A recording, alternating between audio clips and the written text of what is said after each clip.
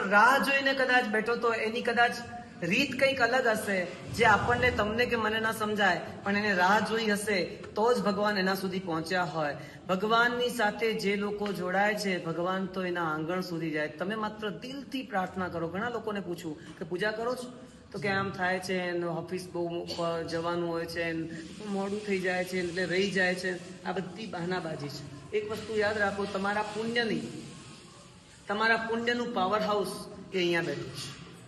તમે એક વખતની પૂજા છોડો છો ને, ત્યારે તમે પૂજા નથી છોડતા. ભગવાનને તમારી પૂજાની કોઈ જરૂર નથી.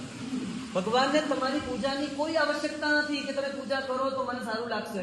કદાચ અમારા જેવાને એવું લાગે ખરા કે તમે આવ્યા અમને વંદન કરવા ન આવ્યા. આ ભગવાન છે, એને ક્યારે કશું લાગવાનું નથી. પણ યાદ રાખો, તમે પૂજા કરવાની છોડો છો ને ત્યારે તમારા પુણ્યને તમે ધક્કો લગાવો છો. તમારી જાતે તમે તમારા પુણ્યને ધક્કો લગાવો છો કે હું મારા પુણ્યને દૂર ઠેલું છું, અડસેલું છું. તમે પૂજા કરો છો, જે ન કરતા હોય ને એને ખાસ કહીશ, 6 મહિના એક પણ ખાડો પાડ્યા વિના 6 મહિના પૂજા કરજો અને પછી મને કહેવા આવજો કે તમારા જીવનમાં શું ફરક છે. આ જીવંત તત્વ છે. આ કોઈ સામાન્ય તત્વ નથી. આપણે માની લીધું કે ભગવાન છે. ભગવાન શું બોલવાના હતા? ભગવાન બોલે, તમને બોલાવતા આવડવું જોઈએ. ભગવાન બોલે, તમને સાંભળતા આવડવું જોઈએ. અને ભગવાન, મેં દિવસે વ્યાખ્યાનમાં કીધું, તમે ઘણા બધા નહીં હો, મેં છેલ્લે